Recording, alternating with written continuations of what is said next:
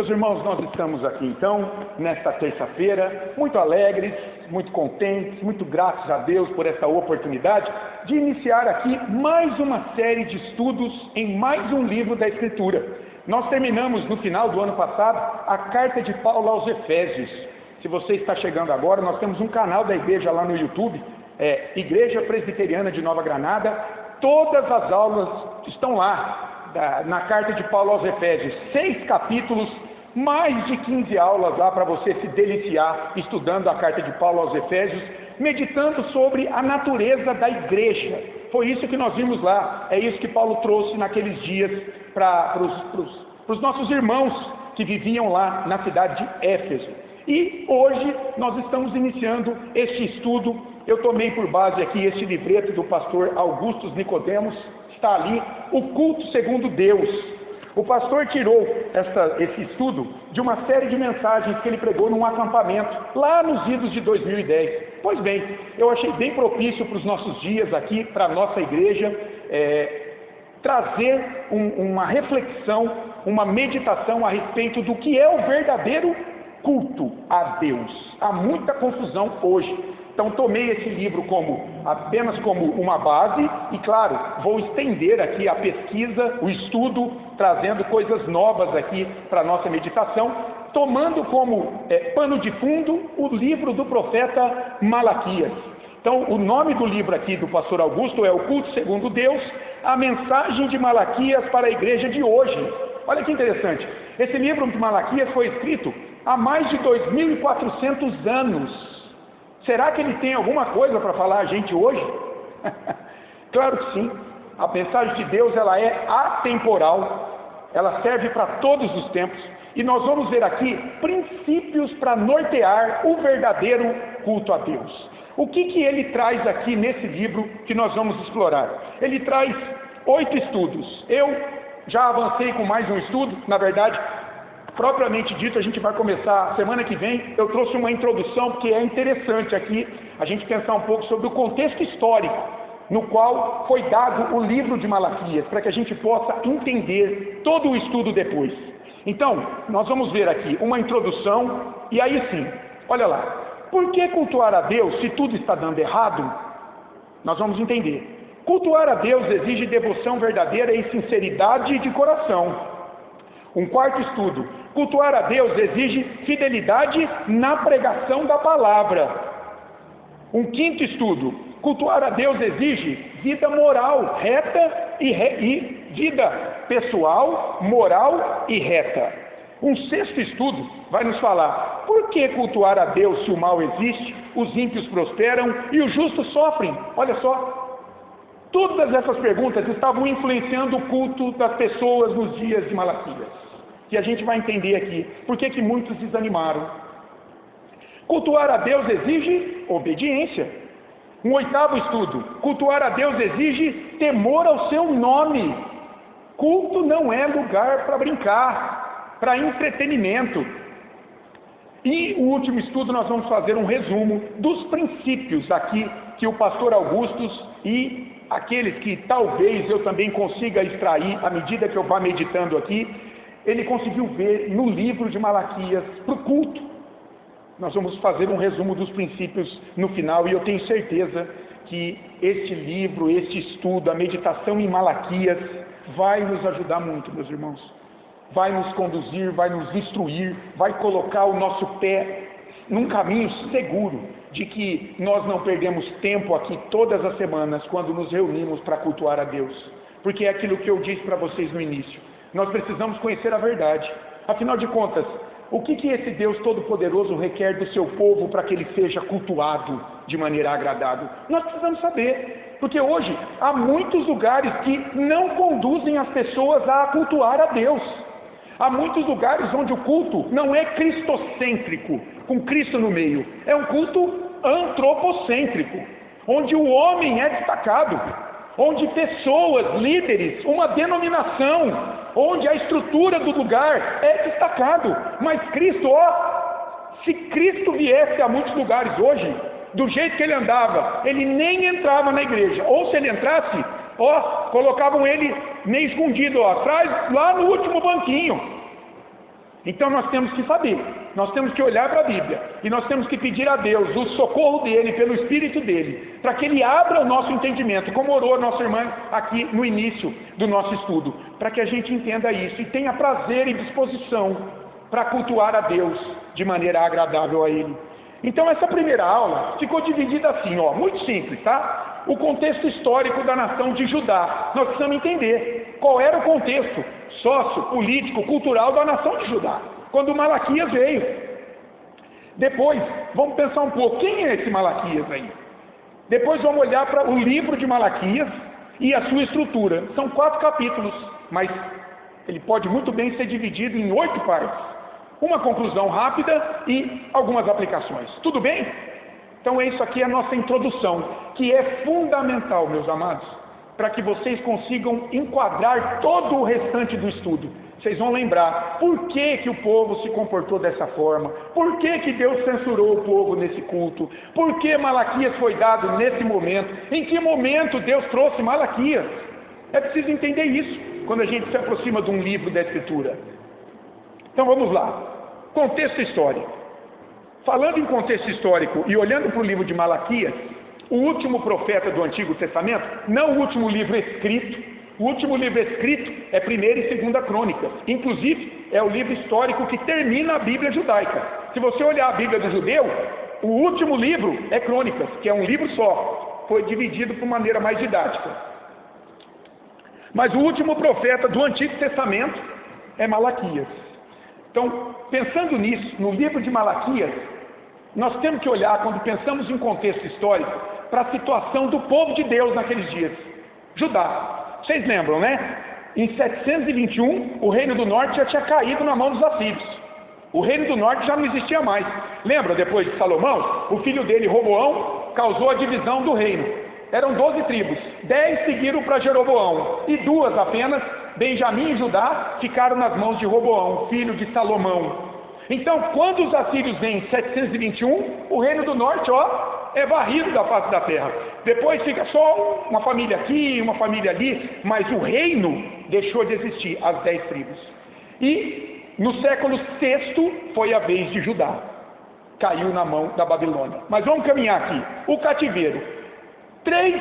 Houve 3 investidas, não houveram, né? Houve 3 investidas da Babilônia, Nabucodonosor II, ou Nabucodonosor II, investiu 3 vezes contra Jerusalém, até derrubá-la totalmente em 586. A primeira delas foi em 609, antes de Cristo. Irmãos, lembram? Nós estamos antes de Cristo, então o tempo diminui. Então, primeiro, em 609 antes de Cristo, o rei Nabucodonosor II leva parte de Judá, de Jerusalém, ou para a Mesopotâmia, capital, ou então para o Egito. Outros se dispersaram e muitos morreram. Nessa primeira investida da Babilônia, eles levaram Daniel e seus amigos. É aí que Daniel e seus amigos vão para a Babilônia, em 609, a primeira investida dos babilônios. Mas houve uma segunda, em 597, está vendo? Está diminuindo, até chegar no ano 0. 597 a.C., uma segunda onda de cativos é levada pela Babilônia para o exílio. E aí, finalmente, a mais terrível delas, em 586. Aí, os babilônios destroem o templo em Jerusalém, queimam a cidade, Judá cai e é levada para o cativeiro. São 70 anos de cativeiro. Esse cativeiro foi profetizado 800 anos antes do nascimento de Jesus e cerca de 2 séculos antes, propriamente, de Judá cair aqui nessa última onda, né, em 586. Isaías já dizia: vocês são idólatras, estão desobedecendo a Deus, não querem conhecer a Deus, vocês vão para o cativeiro, mas depois vai haver uma restauração, mas vocês vão ser disciplinados lá por 70 anos. E no cativeiro, Deus levanta Jeremias, que está lá, Ezequiel também, que está lá. Inclusive, Jeremias é conhecido como o profeta chorão, porque escreve lamentações no cativeiro, sentindo a falta ali do culto que ele tinha lá em Jerusalém, tudo que tinha ali e que o povo perdeu pela desobediência. Então, Lamentações é uma lamentação pelo cativeiro babilônico, que Jeremias escreve. Ezequiel também. Ambos profetizam serão 70 anos, mas depois vai haver uma restauração. A causa do cativeiro, nós sabemos: idolatria, falta de arrependimento da nação de Judá. Foram advertidos, não se arrependeram, Deus os disciplinou no cativeiro. E é lindo isso, irmãos, porque a disciplina de Deus, ela nunca é para destruir o povo, mas ela é para trabalhar o coração desse povo, porque muitos ali no cativeiro se arrependeram, se firmaram com Deus ali, ficaram firmes, crendo na promessa de libertação por meio daquele que viria. Isaías fala no capítulo 53, o servo sofredor, e o próprio Isaías faz menção até de Ciro. Viria Ciro, persa, que venceria a Babilônia e libertaria o povo depois. Nós vamos chegar lá. Contexto histórico, olha lá.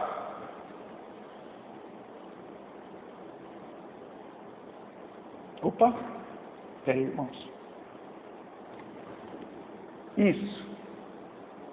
E novamente ali eu não coloquei mas tudo bem. Olha, tem algumas coisas interessantes. 70 anos de cativeiro, ok? 586. O que acontece depois? O Império Babilônio é vencido pelo Império Persa. Deus levanta esse homem aí, ó, Ciro, que era um incrédulo. Você vê que Deus usa quem Ele quiser para abençoar o povo dele. Tem gente que fala assim: o melhor pão da cidade é na padaria do Zé. Mas o Zé não é cristão, eu não vou comprar lá não. Gente, é a graça comum de Deus sobre a vida do Zé, dando capacidade para ele fazer o melhor pão. Agradeça a Deus pela vida dele, compre o pão lá. Deus usa quem Ele quiser. Deus usou um persa, um rei iníquo. O Ciro, esse rei persa, que em 538, pelo édito, esse decreto que libertou os judeus do cativeiro babilônico, é conhecido como édito. Esse rei Ciro era um persa, mas Deus usou ele. Os persas venceram a Babilônia e em 538, o rei da Pérsia, esse Ciro, depois vai ter Dario, Artaxerxes, mas agora era Ciro.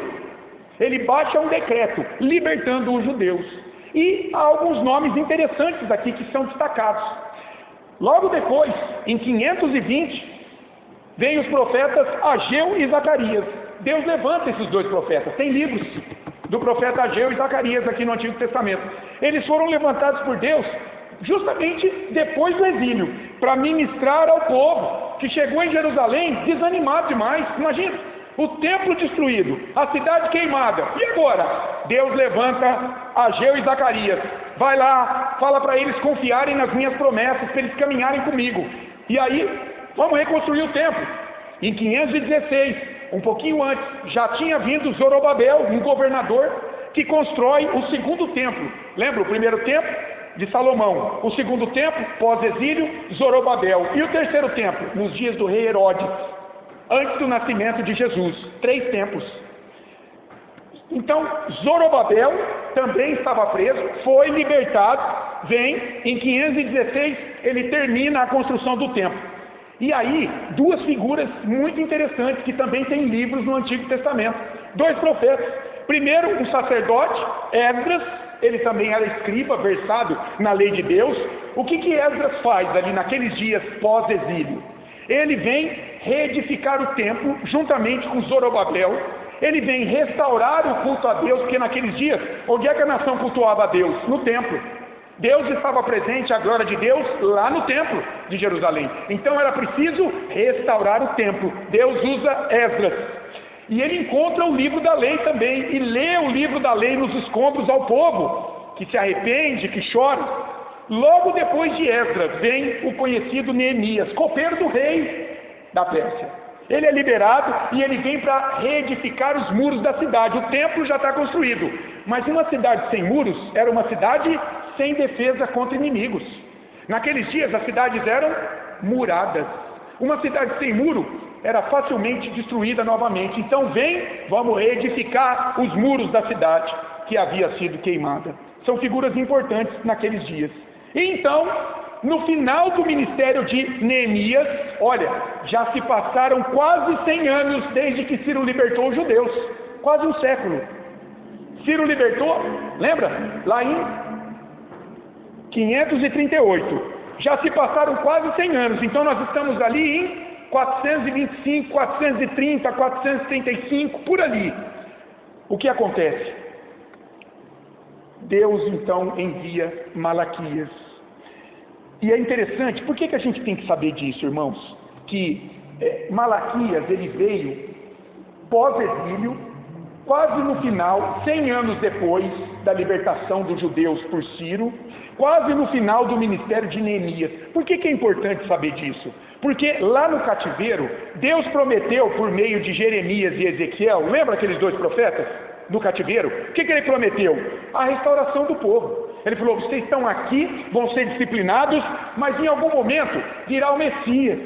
Eu libertarei vocês. Eu darei a vitória de vocês diante dos seus inimigos. Eu vou restaurar as bênçãos da aliança que eu fiz com vocês, e que pela idolatria vocês quebraram. Mas qual foi o problema? Eu já vou até adiantar. O judeu ouvia isso e pensava o quê? Na prosperidade material. Então nós vamos vencer os persas. Então agora nós vamos ter propriedades. Eu vou ter vinhas como eu nunca tive. E por aí vai.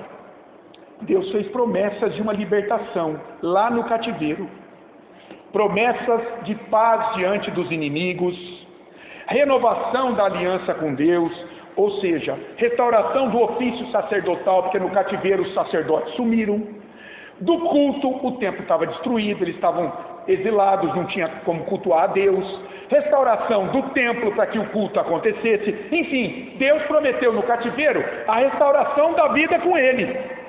Isso incluía restauração das bênçãos sobre a terra deles, prosperidade de muitas famílias, da economia, chuvas, terminar a pobreza.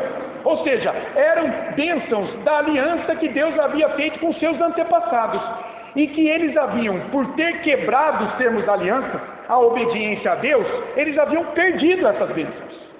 O problema do cativeiro nunca foi Deus, sempre foi a desobediência do povo.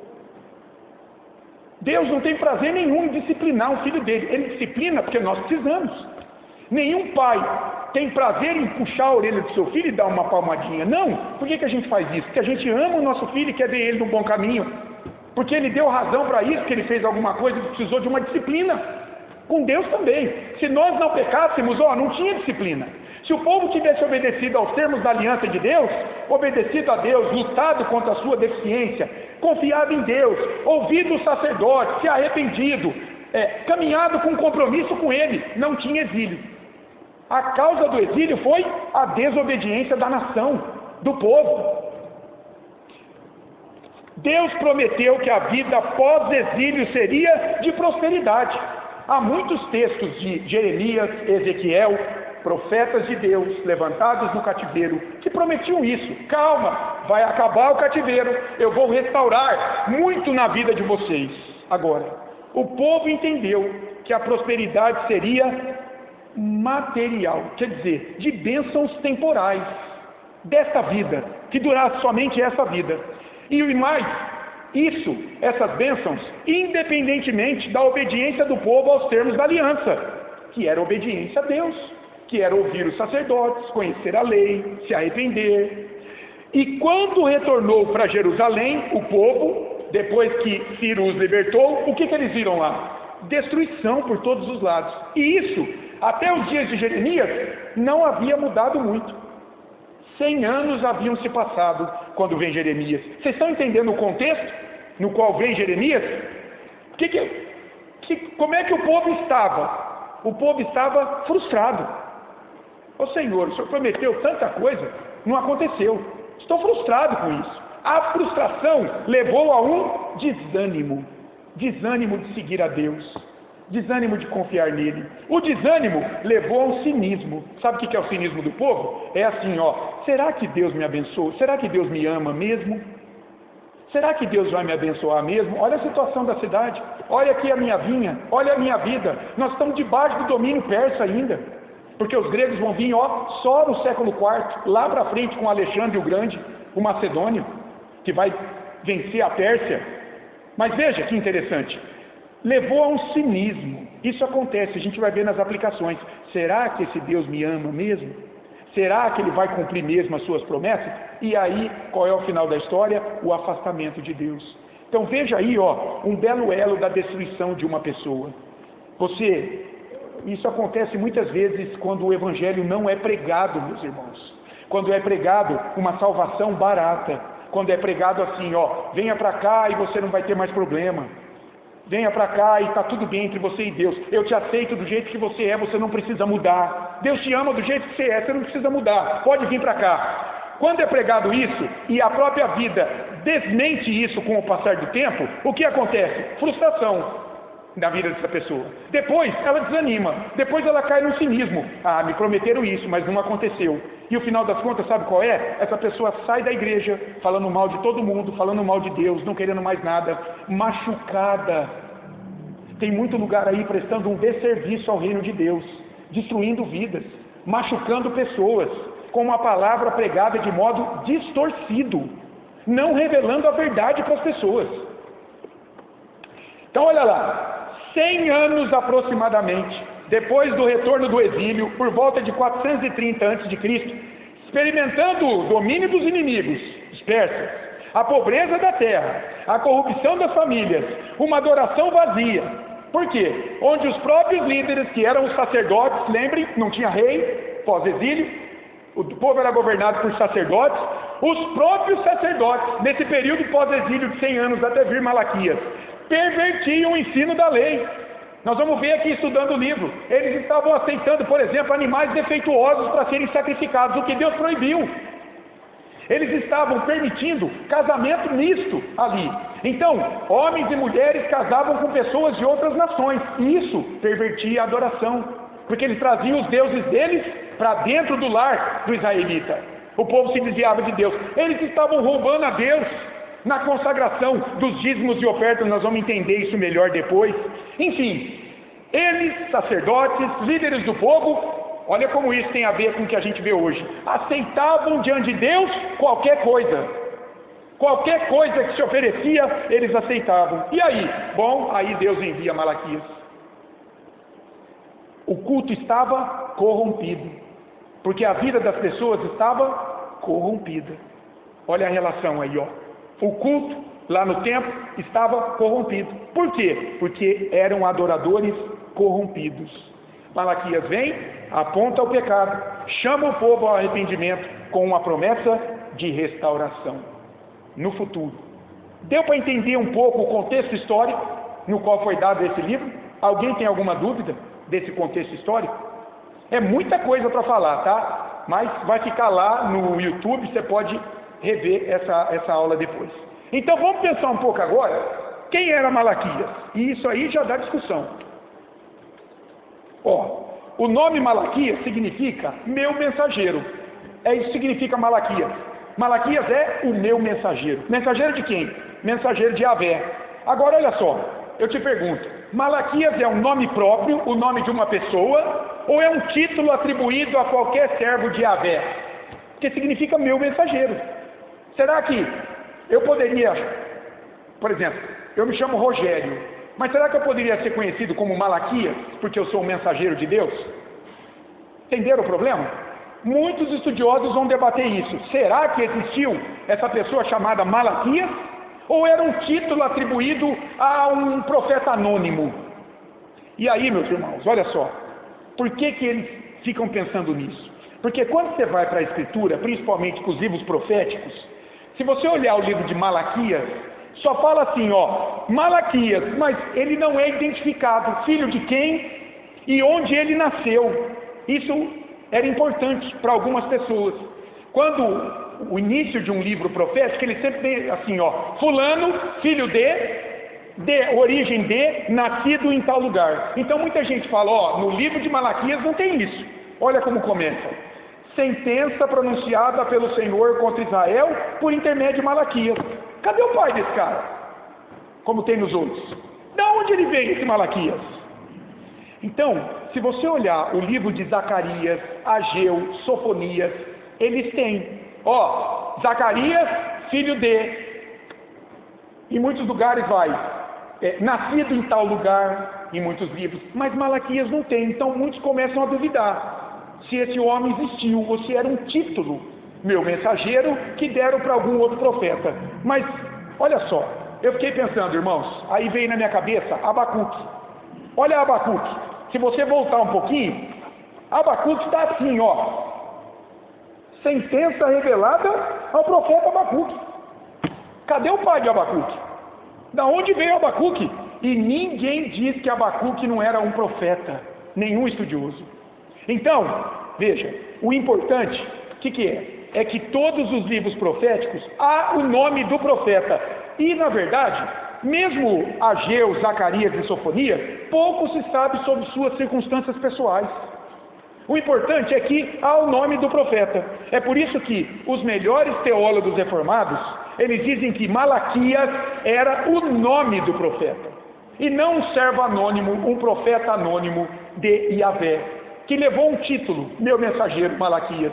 Então, era o nome de um profeta. Irmãos, isso é importante. Isso não é mero preciosismo, porque as pessoas, para duvidar da palavra de Deus, para desmerecer a verdade da palavra de Deus, elas alegam qualquer razão. E muita gente podia ter pensado assim: rapaz, você está crendo num homem que nem existiu. Entendeu? Esse Malaquias aí nem existiu. É um título aí que deram para qualquer pessoa que você nem sabe quem é. Então, não. Nós entendemos que Malaquias era uma pessoa, era um profeta chamado por Deus naqueles dias para trazer uma sentença e também trazer uma restauração para o povo. Tá certo? Qual foi a data da profecia de Malaquias? Bom, ele veio no final do ministério de Neemias. Neemias foi enviado em 445 a.C. Ele ficou ali uns 15 anos. Então, os estudiosos dizem que foi por volta de 435, 425, eu pus a média então, por volta de 430 a.C., no final do ministério de Neemias. Ele chegou, como eu disse, Neemias chegou a Jerusalém por volta de 445. Então ele ficou ali uns 15 anos trabalhando na reconstrução do muro, e depois vem Neemias. Então, no final ali do tempo vem Malaquias, no final do tempo de Neemias, tá? Por volta de 430, então, antes de Cristo. A profecia de Malaquias, Deus envia ele para se dirigir na sua condenação de maneira mais direta aos sacerdotes, que eram os líderes da nação. Porque a nação havia se corrompido, porque não havia direção, porque não havia liderança que instruísse a nação nos caminhos do Senhor. Eles estavam aceitando qualquer tipo de adoração. Então as pessoas se corromperam na sua adoração a Deus. Então a mensagem é para todo o povo, mas destacadamente para a liderança, para os sacerdotes que haviam se corrompido. Os cultos estavam cheios de formalidades, cheios de rituais, que eram mecânicos, repetitivos e sem vida. Não havia o coração, a sinceridade da adoração do povo diante de Deus quando ia adorar. Nós vamos ver estudando o livro. Eles iam barganhar, eles queriam ser abençoados materialmente. Eles ofereciam o pior a Deus e exigiam o melhor de Deus.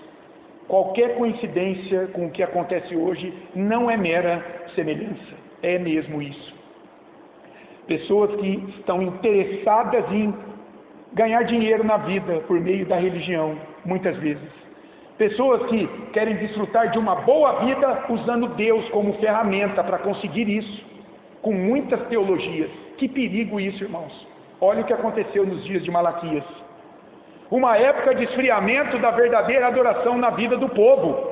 E por que eu coloquei que isso se refletia no culto? Porque é assim, é uma relação. O culto e a vida do adorador fora do local de adoração está totalmente relacionada. O povo não cultuava a Deus segundo a sua vontade, porque eles não viviam os seus dias segundo a sua vontade. O povo não vivia os seus dias segundo a vontade de Deus, porque eles não recebiam a instrução no culto segundo a vontade de Deus. Está vendo como está relacionado? Culto e vida. Não dá para ser hipócrita. A gente precisa ser íntegro ao cultuar a Deus. É por isso que eu digo, o que você aprende aqui, você tem que viver lá. E se você vive lá, é porque você está aprendendo aqui. E se você não está vivendo lá, cuidado com o teu testemunho. Já fica uma aplicação para as nossas vidas. Por isso que é importante pensar no culto. O culto não é qualquer coisa. O culto não é um aniversário. O culto não é uma festinha. O culto não é lugar de entretenimento. O culto não é lugar para palestra. E por aí vai. Aqui nós estamos falando do nome do Deus soberano, todo-poderoso, que nos criou, que enviou o Filho dele para morrer no nosso lugar, e que no dia do juízo vai estar lá. E ai daquele que morreu sem Cristo sobre sua vida. Então aqui é lugar que Deus está trabalhando a nossa vida. Aqui é lugar onde o nome dele está sendo glorificado, está sendo formado em nós a imagem do Filho dele. Então isso aqui é muito sério. É por isso que a igreja presbiteriana, irmãos, ela leva muito a sério esse negócio do culto. É por isso que o culto reformado, ele é muito diferente, as pessoas estranham. O estilo de adoração é muito diferente. Por quê? Porque ela é centrada em Cristo e não no homem. Ela não é centrada no que o homem gosta. Não, é centrado no que Cristo ensinou. Viu que a gente leu assim em João 8 no início? E conhecereis a verdade, e a verdade vos libertará. Eu sou a verdade. O que eu ensinei é a verdade. Vocês precisam conhecer isso. Senão vocês não vão cultuar a Deus. Olha como o povo cultuava a Deus nos dias de Malaquias. Olha como a nação estava apodrecendo espiritualmente, por falta de instrução da liderança. Profeta Malaquias. Deus chama Malaquias para exortar os líderes do povo, os sacerdotes, a zelarem pela vida com ele, sua vida de santidade, a obediência aos termos da aliança, para quê? Para eles colherem bênçãos nas suas vidas. Tudo isso, independentemente das circunstâncias difíceis que enfrentavam. Irmãos, nós somos muito afetados pelas circunstâncias. Nós somos humanos, pecadores. E eu sempre digo, servir a Deus de barriga cheia, qualquer um serve. Agora eu quero ver você servir a Deus quando você tem um diagnóstico de um câncer terminal, quando você perde um filho, quando o casamento está em ruína, quando você está desanimado na fé, questionando tudo. É aí que aparecem os verdadeiros crentes. É aí que o Espírito Santo trabalha. Lembra de 2 Coríntios capítulo 12, o espinho na carne de Paulo? Paulo pediu para Deus 3 vezes, Deus, tira o espinho, Senhor. Eles discutem o que é o espinho, né? Pensa assim, é uma aflição. Era algo ruim para ele lidar como crente. E ele pediu 3 vezes. Deus falou, não vou tirar. Você vai ficar com isso aí. Mas Paulo, fique com isso no teu coração. A minha graça te basta. E Paulo entendeu perfeitamente. Ele falou assim, eu tenho prazer nas angústias, nas perseguições, nas aflições. Não porque eu gosto disso, ninguém gosta de sofrer, nem Paulo. Mas por quê? Porque quando sou fraco, é que sou forte. Porque quando sou fraco, é que eu vejo o poder de Cristo atuando em mim. Então, é na fraqueza, é independentemente da circunstância, que você vai sentir todo o peso da cruz, do poder de Deus, atuando na tua vida. Aguenta firme, meu irmão. Malaquias foi levantado para falar isso para o povo, para aqueles que estavam buscando a Deus, ainda que uma minoria naqueles dias. Está difícil? Não tem pão? Os persas oprimem? Você não tem paz? Aguenta firme. O Senhor está caminhando contigo aí, no meio do olho do furacão. Era preciso, Deus veio falar, aguardar o tempo em que Deus iria cumprir sua promessa de prosperidade. Prosperidade, sobretudo, espiritual. Porque Isaías 53 já falava, o servo sofredor, pelas suas pisaduras, vai sarar vocês. Ou, ele vai sarar os pecados de vocês. Como ovelha muda levada até o matadouro, ele vai lá para levar os pecados de vocês, para assumir a culpa de vocês. Veja, apontando para uma libertação espiritual. E o povo não entendeu isso. E até hoje os judeus lá em Israel ainda não entenderam isso, por isso que não aceitam Cristo. Eles queriam que viesse alguém que os libertasse do Império Romano, um conquistador político, um dominador. Eles não entenderam que a libertação de Cristo é espiritual, que Ele pagou o pecado do povo, deles, daqueles que creem, evidentemente. Veja, uma visão distorcida da bênção maior de Deus, que não é material, mas espiritual, que é a libertação da escravidão e condenação espiritual do pecado na vida da nação, pela obra do servo sofredor, pela obra do Messias, pela obra do anjo da aliança, que ele vai falar aqui, Malaquias, que virá depois. Ok? Malaquias, algumas coisas sobre o profeta. Agora, vamos pensar um pouco no livro de Malaquias. Ele tem 4 capítulos, e a gente pode dividir em 8 partes. Uns dividem mais, outros dividem menos, mas pelo menos 8 partes. O que é legal? Cada uma dessas partes que a gente vai ver respondendo aquelas perguntas, lembra? No início?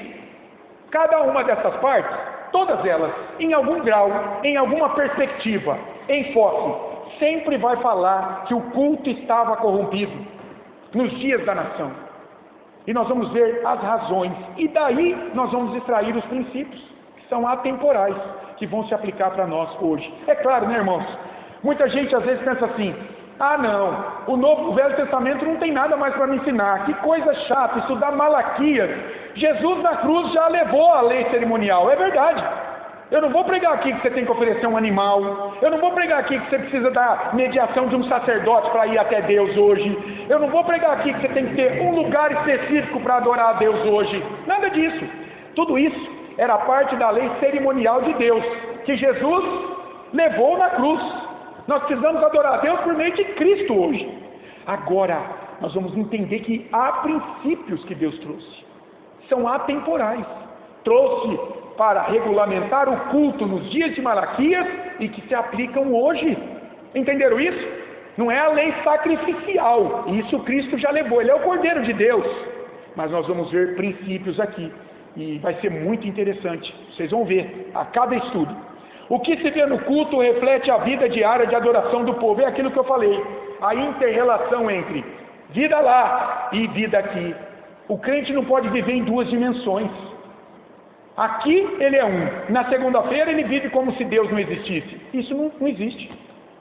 Quem vive nessa base não teve um encontro com Cristo, não é convertido, na minha perspectiva, porque aquele que é a habitação do Espírito Santo, ele não tem prazer em viver uma vida de pecado. Não quer dizer que ele não peca, mas ele peca e imediatamente ele se entristece, ele se arrepende e ele pede perdão a Deus. E isso é o crescimento. O Espírito Santo vai, nutrindo a fé dele, até que daqui a pouco aquele pecado, ficou para trás. Então, é preciso integridade do que você é aqui e do que você manifesta lá fora. A gente não via isso nos dias de Malaquias, a gente vai ver, tem uma parte muito interessante. Deus condena aqui o povo que ia oferecer as ofertas muitas vezes chorando no altar. Ai Senhor, toma, está muito difícil a oferta, tal. Mas quando ele saía dali, era como se Deus não existisse novamente. A gente vai chegar lá no estudo aqui. Vida diária sem compromisso com Deus. Isso mostra o quê? Um culto formal. Isso mostra uma adoração no culto distorcida. Uma adoração interessada. Interessada no quê? Em algum proveito que eu posso ter aqui dentro. Talvez na relação com algum irmão, algum interesse, pode ser um empresário, vai me dar um emprego. Um jovem que pode vir para a igreja porque está cobiçando uma moça e vice-versa. Ou então, pega bem eu ir numa igreja evangélica, né? Eu vou botar no currículo lá da empresa. Vocês acham que isso não acontece? Acontece aos montes. Tira uma foto na igreja e põe no Instagram, olha como ele é santo. E por aí vai, irmãos, para melhorar perfil. E por aí vai, a coisa vai longe. Quando você perde o foco da centralidade do culto em Cristo e começa a olhar interesses próprios, aí fica um culto formal. Eu faço o que eu quero durante a semana. No domingo? Não, no domingo tem igreja. Tem que vir de manhã na igreja, tem que vir à noite na igreja. Aí na segunda-feira é como se fosse uma espécie de descargo de consciência, para que na segunda-feira eu possa pecar. Eu já fiz a minha parte. Eu vivi, irmãos, num sistema religioso, 33 anos nessa base. Eu falo para vocês, com muito temor e muita gratidão a Deus. Era assim que eu pensava. E muitos dos meus compatriotas lá pensavam igual. Não, domingo eu tenho que ir na igreja. Mas tem um churrascão? Não, churrascão vamos na segunda. Tem uma festona da hora no meio da semana, vai rolar um monte de coisa. Vamos no meio da semana. Domingo eu tenho que ir na igreja. O que é isso? Formalidade. O culto é só um evento na agenda semanal. Só isso. É como você ir num clube, você ir num cinema, nada mais. Deus é desconsiderado. Então o culto é formal, a adoração distorcida. O povo adorava a Deus desse jeito nos dias de Malaquias, 100 anos após o exílio. Muito influenciado pelas circunstâncias. E nós vamos tirar grandes lições daí. O livro de Malaquias, a estrutura de 8 partes, de 8 partes, é basicamente, olha que interessante, como é que é formado aqui o relacionamento de Deus com o povo? Na forma de discurso, há uma dialética. Em todas as 8 partes, basicamente, o que acontece? É um discurso entre Deus e o povo, usando Malaquias como um mediador. Deus faz uma declaração a respeito do povo. O povo fala assim: não, Deus, não é assim não. Eles contestam a Deus, e Deus responde refutando o povo. Basicamente o livro é assim, é um discurso. É muito interessante. E isso diferencia Malaquias dos demais livros proféticos. Porque nos demais livros, por exemplo, quando você vai em Isaías, Jeremias, Ezequiel, Amós, como é que eles chegam ao povo? Assim diz o Senhor. Não é discurso. É Deus falando na primeira pessoa, usando o servo dele. E no livro de Malaquias, é um discurso. Deus usa Malaquias como um mediador entre ele e o povo. Ó, apontamento para Cristo. Mediador. Deus usa Malaquias como um mediador. Então, Deus fala: vocês estão profanando o meu nome. O povo fala: Senhor, em que profanamos o teu nome? E Deus responde: vocês estão fazendo isso. O livro todo é cheio dessas perguntas. Então é uma dialética muito legal, muito interessante. Um discurso aqui de Deus com o povo, usando Malaquias como um mediador. Quais eram os questionamentos do povo diante de Deus? Vamos ver alguns deles? Olha só, assim, um voo rasante sobre os 4 capítulos. O que o povo questionava? Deus nos ama? Será que Deus nos ama? 100 anos, só a situação disso aqui. Malaquias, capítulo 1, versículo 2. Você vê esse questionamento do povo. Será que Deus nos ama? O que mais? Em que estamos profanando o culto a Deus? O que a gente está fazendo para profanar o culto, Deus? Malaquias 1:7. Por que Deus não aceita a nossa oferta? E mais, por que Ele não aceita a nossa pessoa? Malaquias, capítulo 1, versículo 10. Eles questionam isso diante de Deus. Olha outro. Por que não aceita nossos sacerdotes, Deus? Olha a cegueira espiritual do povo, irmãos. Tão acostumados com a mentira, que não conseguiam discernir mais a verdade. Olha o perigo de seita religiosa. Seitas religiosas são aquelas que têm doutrinas extrabíblicas, que distorcem doutrinas cristãs, já reconhecidas há milênios pela igreja. Muito bem, um dia um homem tem um sonho, e ele fala assim: eu entendi, é assim, 1500 anos a igreja errou, agora eu entendi. Então ele cria uma doutrina, pronto, ele cria uma seita. E aí ele junta um monte de gente. E sabe o que acontece daqui a pouco? Essas pessoas não conseguem mais discernir o que é a verdade e o que é a mentira. Elas têm a consciência cauterizada pela mentira. Que perigo são as seitas. Então, o povo prestando um culto todo distorcido a Deus, porque os sacerdotes ensinavam isso, por que não aceita nossos sacerdotes? Perceberam aqui? Onde a mentira já havia entrado na mente deles, eles já não conseguiam ver mais o erro. Em que estamos desagradando ao Senhor, Deus? Malaquias 2, de 10 a 16, o povo questiona isso. Ainda, em que estamos roubando a Deus? Olha isso, irmãos. Deus, nós estamos roubando o Senhor no quê? Malaquias capítulo 3, de 6 a 12. Deus vai denunciar o roubo deles. Em que estamos difamando o teu nome, Deus? Malaquias 3, de 13 a 15. Então veja, diante da situação de fato que o povo vivia, o povo não via razões para ser acusado por Deus pelo profeta Malaquias. Por quê? Na vida do povo, de acordo com a circunstância, era Deus quem não estava cumprindo as suas promessas de restauração das suas vidas. Por quê? Porque eles entenderam que as promessas eram para dar prosperidade material, bênçãos temporais apenas. Não é que Deus queria que o povo passasse fome, não, mas primordialmente o que eles queriam? Vitória sobre o inimigo persa. Eles queriam prosperidade o tempo todo, eles não queriam sofrer, eles não queriam ficar doentes, eles queriam se alegrar o tempo todo. Entendeu o que vem sendo pregado muitas vezes hoje? Deus existe para satisfazer os desejos do teu coração, Deus existe para te fazer feliz. Se você caminha com Deus, você não fica doente. Se você fica doente, você não tem fé, não está confessando o pecado. Tem sido pregado isso aos montes, por aí. O povo novamente está sendo mal conduzido ao culto. Igrejas cheias de interessados e não de adoradores. Isso a gente vê aos montes hoje. Então, é preciso um avivamento do culto verdadeiro. Daí a importância, irmãos, fiquei pensando, tem que trazer algo sobre o culto. Nós estamos no começo de um trabalho. Muitas vezes as pessoas vêm aqui e questionam: mas que culto chato, hein? Que culto friozinho. É hino? É teclado? Ai, ai, ai. Então, nossa, o senhor prega expositivamente um livro inteiro. Não, eu gosto de pregação onde eu arrepio a nuca, onde eu choro. Cuidado com isso, irmãos. Será que isso é culto? Nós vamos ver aqui que o povo estava prestando esse tipo de culto. Quando Deus envia Malaquias, falou: está errado, isso aí está errado. Vocês têm que ser reconduzidos ao verdadeiro culto. Porque esse tipo de culto vem de gente que está trabalhando na base do cinismo. Será que Deus me ama? Se Ele me ama, Ele vai me abençoar. E vocês lembram no deserto? Por que o povo ficou 40 anos lá, indo de um lado para o outro? Eles poderiam chegar, segundo os estudiosos, em 15, 20 dias até Canaã. 15, 20 dias saindo do Egito. Era o tempo que eles levariam em média. Eles ficaram 40 anos lá. E depois eles sofreram até no deserto. Muito porque eles foram cínicos. Porque às vezes não tinha água e eles duvidavam do poder de Deus para dar água. Às vezes não tinha comida e eles duvidavam do poder de Deus para dar comida. Será que esse Deus é bom mesmo? Cadê a comida? Cadê a água? E Deus mandou, por exemplo, serpentes abrasadoras, lembra? Picaram e morreram milhares de pessoas, só numa leva lá.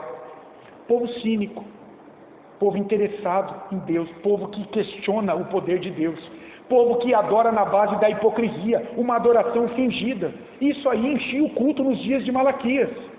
Porque o adorador era insincero na adoração. Por que insincero? Porque ele não estava lá por quem era Deus, pela promessa de vitória sobre o pecado, sobre toda a aflição espiritual, sobre toda a sua fraqueza, sobre toda a sua incapacidade de agradar a Deus por meio do Messias que viria. Não, o povo estava lá interessado nas bênçãos materiais, principalmente.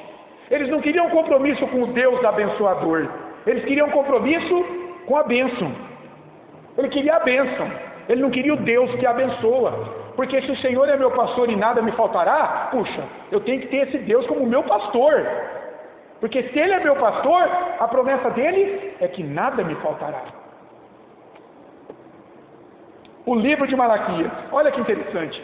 O livro termina, olha que interessante, no capítulo 4, não com a promessa de se ver livre de toda a opressão política, econômica e social para o povo, não. Mas o livro fala de alguém que virá, de um mensageiro da paz, de um anjo da paz, que trará salvação de almas nas suas datas. Que linguagem poética, bonita, para falar de Jesus que viria 400 anos depois de Malaquias. Malaquias 4, de 1 a 6, lá no final, ele vai falar sobre isso, né? O sol da justiça e o seu precursor. O precursor do sol da justiça é João Batista. Nós vamos ver. E o sol da justiça é Jesus. João Batista não vem nos seus dias anunciando a vinda de Jesus? Ele vem no poder e no espírito de Elias. E aí, não é que Elias reencarnou. Os espíritas adoram esse texto aqui, para falar: olha, está vendo? João Batista é reencarnação de Elias. Aqui, ele vem no espírito do profeta Elias, está escrito aqui. Não, meu caro. Ele vem no mesmo espírito que pregava o profeta Elias nos seus dias. O Espírito Santo que ungiu João Batista, assim como ungiu Elias nos seus dias. Olha, tão simples, mas eles distorcem para dar base para a doutrina da reencarnação. O Novo Testamento, como eu disse, inicia com João Batista, o mensageiro do Senhor, aqui chamado por Malaquias, que vem no espírito e no poder de Elias, Malaquias 4:5, anunciando o anjo do Senhor, o Messias, Jesus Cristo, o sol da justiça aqui, que nascerá para salvar aqueles que viveram crendo e adorando a Deus, e suas promessas de plena redenção de seus corpos e almas. Que coisa maravilhosa, irmãos, quando a gente entende o contexto. Está vendo como é importante entender o contexto de um livro? Quando você for estudar um livro, procure um comentário para entender qual o contexto que foi dado a esse livro. Aí você vai ver agora como vai ser fácil as próximas lições. À medida que eu for explicando, tua mente vai ser direcionada para o contexto que eles viviam, para a insinceridade do culto e por aí vai. Uma bênção espiritual para o futuro, é assim que termina o livro de Malaquias. Nascerá o sol da justiça, trará salvação em suas asas. Verbos no futuro. Assim que Deus traz essa promessa de restauração para o povo em seus dias. Muitos ali nos dias de Malaquias morreram naquela aflição, mas muitos, convertidos a essa promessa de restauração. E outros morreram desacreditando de Deus, ou crendo que, oferecendo o pior para Deus, eles estavam cultuando a Deus. E aí a gente pode concluir. Olha só, à luz de tudo que eu disse, eu vou perguntar para você, e eu vou dar aqui uns segundos enquanto eu pego uma água. Por que estudar Malaquias hoje? Não falem todos ao mesmo tempo, hein?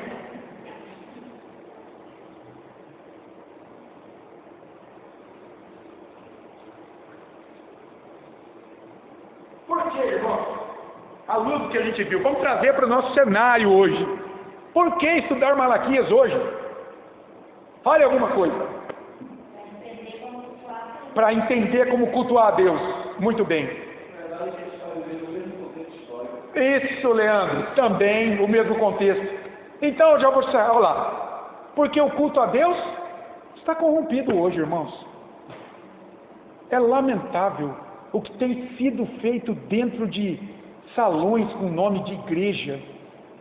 Às vezes eu procuro na internet, sabe? Eu falo assim, deixa eu ver o culto dessa denominação. Não dá para ficar 15 minutos ouvindo a pregação. Não dá. Não dá. É lamentável o que tem sido feito dentro de lugares com o nome de igreja. Novamente, sempre houve, né? Mas a gente sabe que à medida que Cristo aproxima o seu retorno, a iniquidade, vai mergulhar cada vez mais. E o culto vai ser corrompido cada vez mais. Então é sempre uma mensagem necessária sermos lembrados de que tipo de culto agrada a Deus. E por que o culto está corrompido? Por que o culto está corrompido? Como? Ei, Maria! Porque a vida das pessoas está corrompida, afastada dos padrões da palavra de Deus. Irmãos, saem por aí, perguntem que igreja tem escola dominical hoje, regular, que ensina as crianças, aos adultos, a palavra de Deus. Veja que sermões expõem a palavra de Deus segundo a palavra, interpretada pela Bíblia, não interpretada por homens, interpretada pela própria Bíblia, porque é princípio reformado, de que a Bíblia interpreta a Bíblia. Eu não preciso sair daqui para entender a Bíblia. E quando eu não entendo alguma coisa, eu tenho que ser humilde para dizer, irmãos, isso aqui Deus não revelou na sua plenitude. Então vamos ficar satisfeitos com o que Ele revelou. Não especule. Especular a Bíblia é perigoso, você vai dar origem a heresias.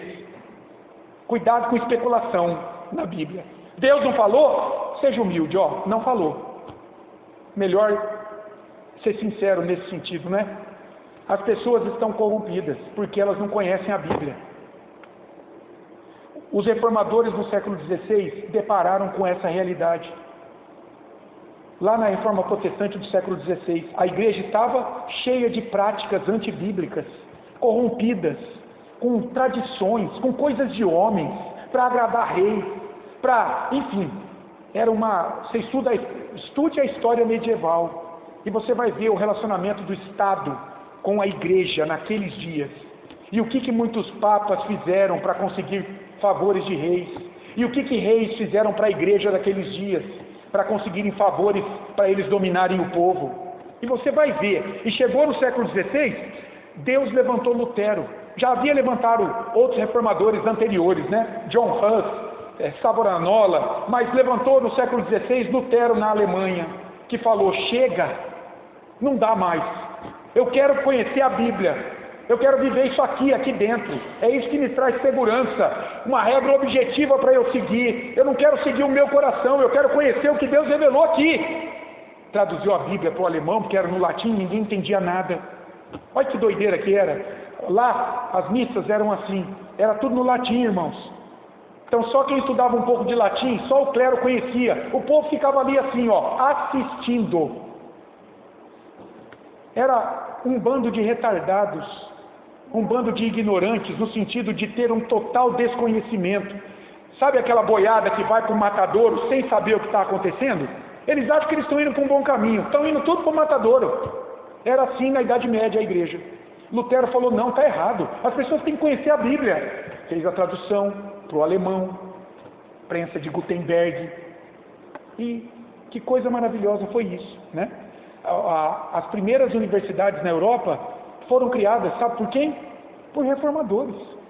Eles se importaram com a educação do povo. Por quê? Porque um povo analfabeto não conseguia ler a Bíblia. O povo não conseguia, era analfabeto.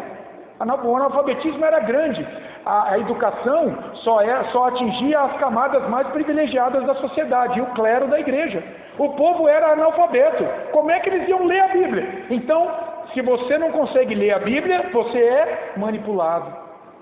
Se você hoje não conhece a Bíblia, você é manipulado. Também, a mesma coisa. A importância de estudar a Escritura, não é? A vida das pessoas está corrompida, então o culto é corrompido. Elas não conhecem a revelação de Deus sobre o culto.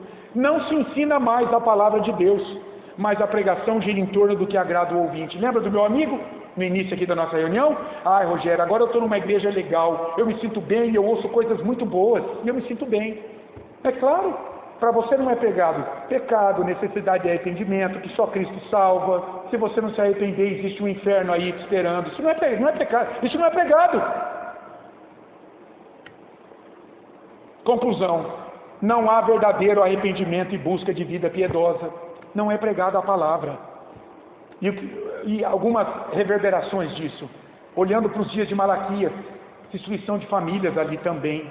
Divórcios e famílias destruídas crescem o tempo todo. Por quê? Porque são famílias que não seguem um padrão segundo a palavra de Deus. Não tem valores judaico-cristãos norteando o relacionamento entre homem e mulher. Então hoje família é homem com homem, é mulher com mulher também. Tem que respeitar. Inclusive, pessoas com animais. Bestialidade tem que ser respeitado também. Então você tem hoje a educação de filhos ditada pelo Estado e não pelos pais. Quem manda nos filhos hoje de muitas famílias é o ministro da educação, não é o pai e a mãe. Porque se levantar a mão para dar uma palmada, a criança fala, liga para o conselho, denuncia os pais. E por aí vai. Por quê?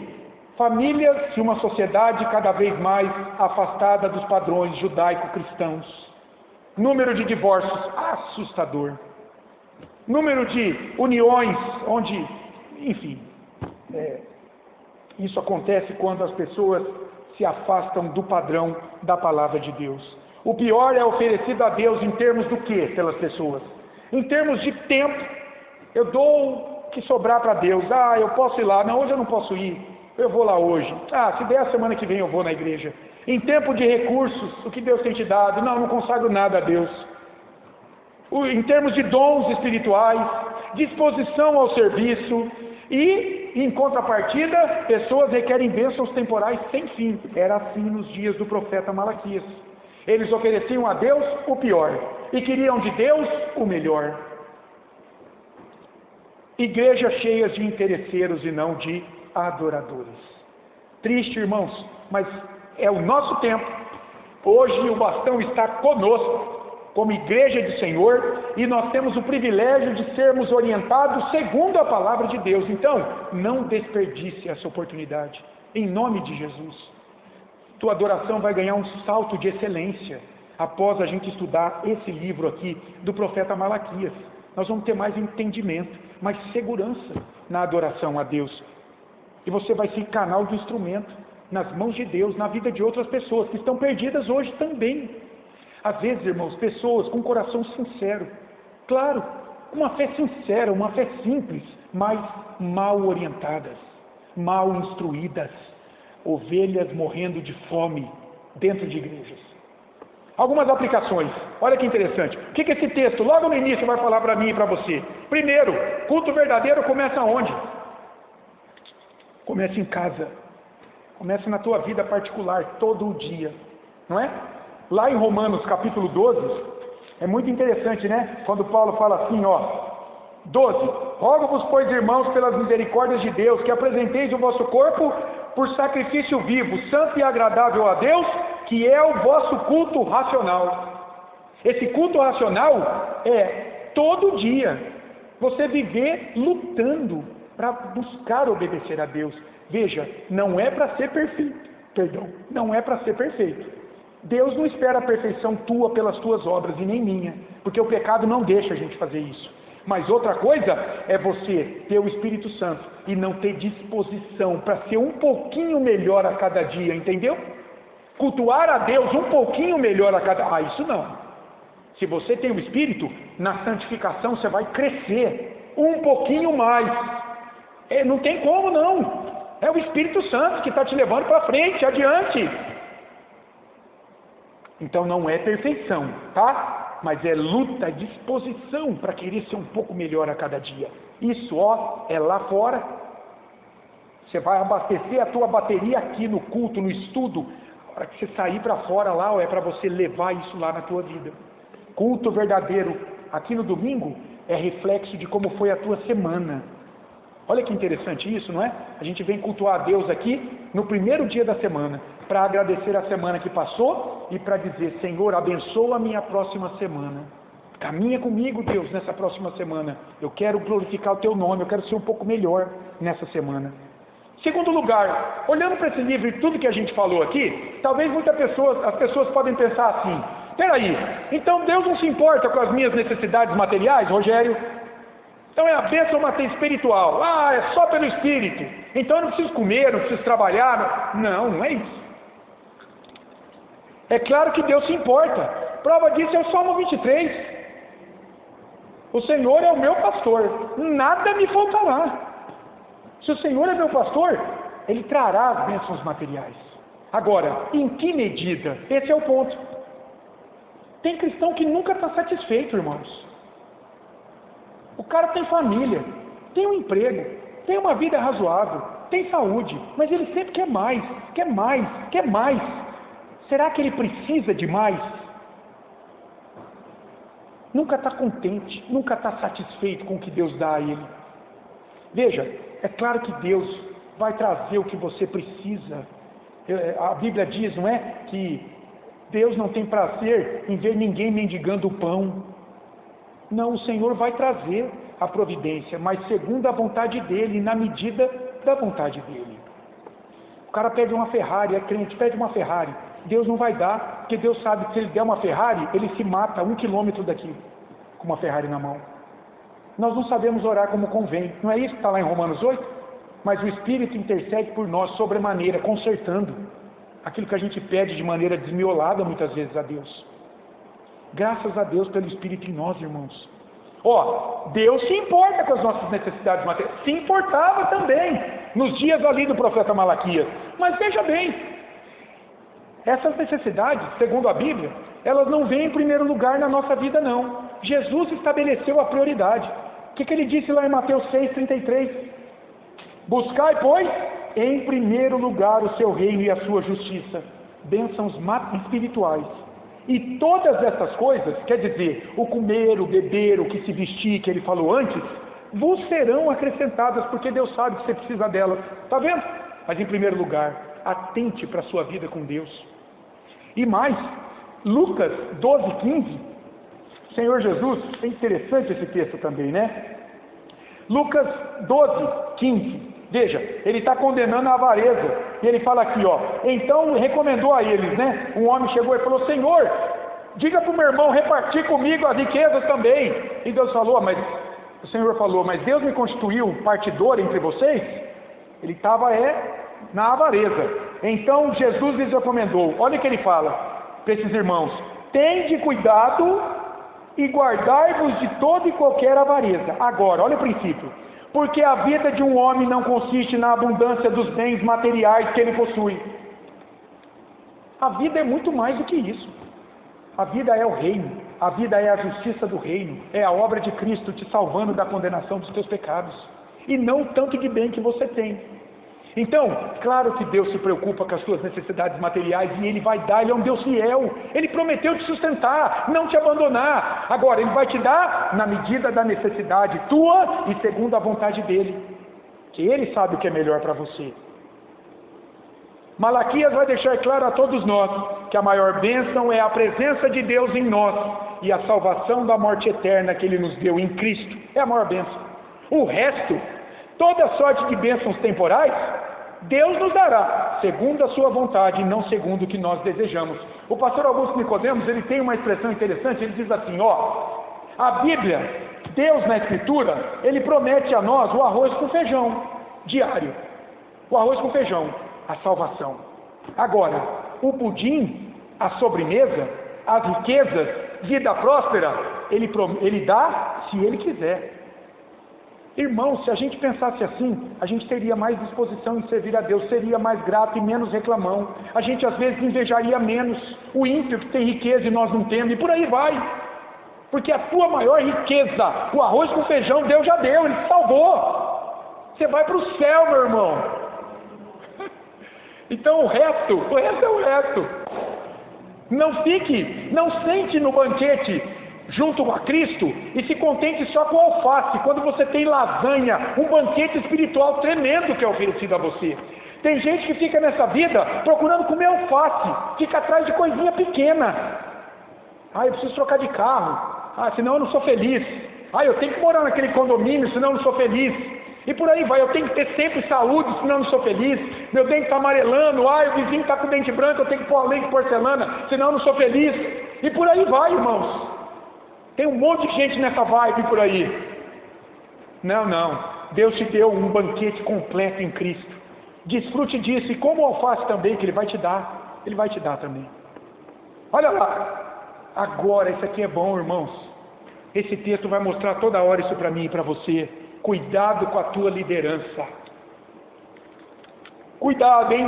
Lembra, a mensagem, ela é principalmente para quem? Para os sacerdotes, para os líderes da nação. Que a nação estava corrompida porque eles falharam. Deus não aceita o culto do adorador, nem a sua oferta. Sua vida, quer dizer, se ele não estiver sendo oferecido segundo o próprio Deus prescreveu. Há dois princípios na prestação do culto que a igreja reconheceu ao longo da história. O princípio regulador e o princípio normativo. O que fala o princípio regulador de culto, que é o princípio adotado na igreja reformada? Só pode haver no culto aquilo que Deus prescreveu. Ora, você tem a tua casa, não tem? Ok, você convida uma pessoa para ir na tua casa, tá bom? Essa pessoa pode chegar lá e almoçar com os pés na mesa? Isso não é regra que você prescreveu para a sua casa. Então a pessoa pode vir na igreja e fazer aquilo que Deus não prescreveu? Claro que não. Esse é o princípio regulador de culto. E o princípio normativo? É o oposto. O princípio normativo é assim, tudo que Deus não proibiu, eu posso pôr na igreja. É o princípio que rege a maioria dos cultos hoje. A pessoa olha aqui e fala, Deus não proibiu não dançar, então pode dançar. Não está escrito expressamente não dançar no culto, então pode dançar. Mas está prescrito que pode dançar? Não está. Então é mais seguro você caminhar pela prescrição do que por aquilo que não existe. Está vendo o perigo da especulação? Deus não proibiu eu colocar jogo de luz, eu colocar telão de 125 mil polegadas. Deus não proibiu eu trazer cantor sertanejo no culto, então eu posso trazer. Mas está escrito que pode trazer? Qual é a garantia que você tem que Deus vai aceitar isso? Não está escrito. Então, os reformadores entenderam que o princípio regulador é muito mais seguro para o culto. O que pode ter no culto? Aquilo que Deus prescreveu. Se não está prescrito, deixa de lado. Não, o Novo Testamento não fala nada. Eu posso trazer a Arca da Aliança de novo aqui? Não está escrito que eu não posso. Princípio normativo. Nós somos do princípio regulador. Está escrito que é para trazer alguma coisa aqui no culto? Não, então não traga. Não traga. Caminhe por o que Deus prescreveu. A tua casa é assim, as tuas regras. Meu filho, aqui você não pode pôr o pé na mesa. Não são as suas regras.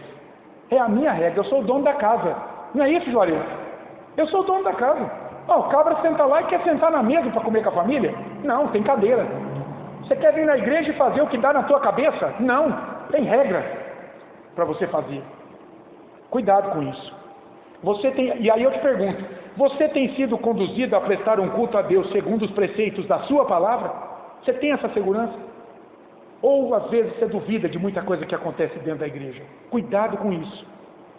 Seu líder está comprometido com Cristo e com a sua palavra apenas, ou você não tem certeza disso pelo que você ouve e vê nesse líder?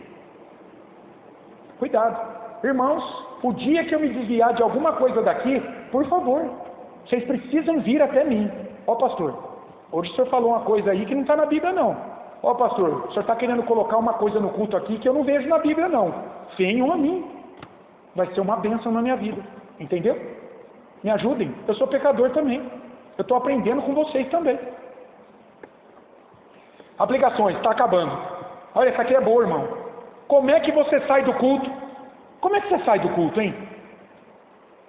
Mais envergonhado pelo teu pecado, com o coração grato a Cristo pela salvação, disposto a servi-lo ainda mais no próximo dia, ou você sai do mesmo jeito que você entrou?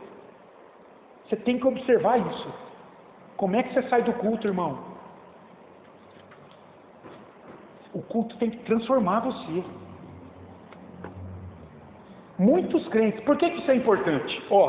Muitos crentes vivem pela vida desanimados, sentindo-se abandonados por Deus, duvidando do seu amor, se tornam cínicos. Será que Deus me ama mesmo? Olha o que eu estou passando.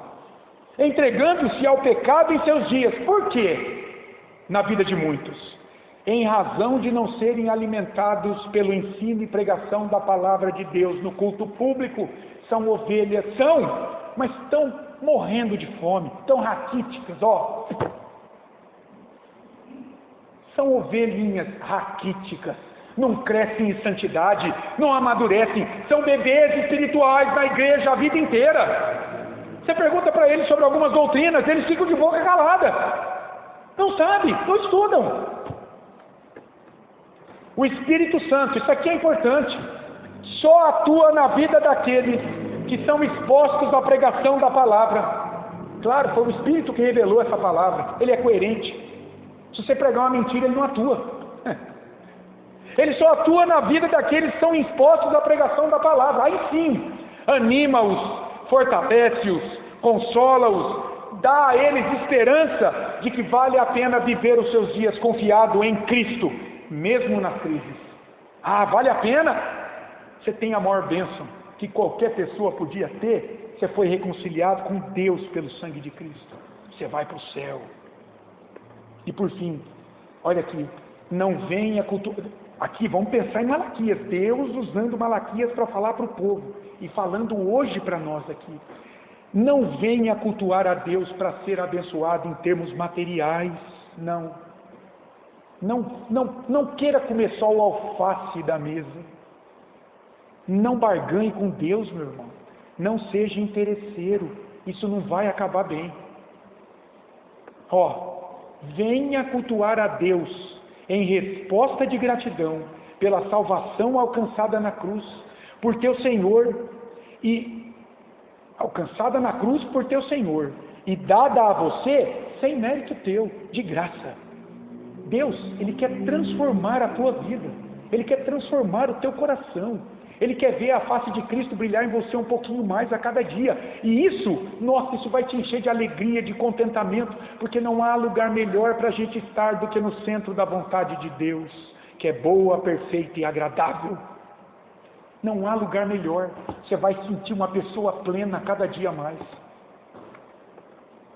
Culto, irmão, não é lugar para empoderamento humano, não é lugar para entretenimento, para palestra teológica, para promoção pessoal, para busca de autoajuda. Não é espaço para terapia para a mente e para as emoções, para a prática de obra social como fim último de adoração. Culto não é para isso. Nós temos que entender o que é culto. Culto verdadeiro é a reunião dos eleitos, mediados por Cristo, para, firmados na palavra, adorarem a Deus, à medida que se arrependem dos seus pecados e buscam viver cada dia mais à luz da imagem de Cristo, seu Senhor, do que vai dar testemunho à vida diária desses eleitos. Porque a santificação é evidência da eleição. Porque Hebreus diz, sem santificação, ninguém verá a Deus. Por quê? Porque a santificação é evidência da eleição.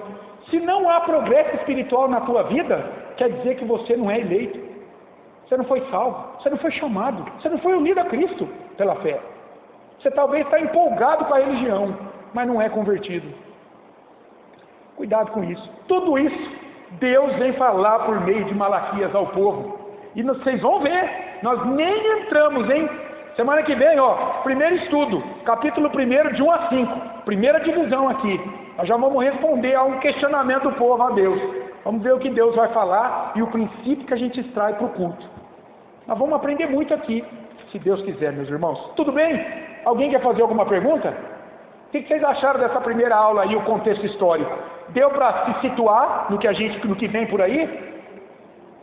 Graças a Deus, viu? Pela vida dos irmãos, por ter dedicado esse tempo aqui para vir à igreja nessa noite.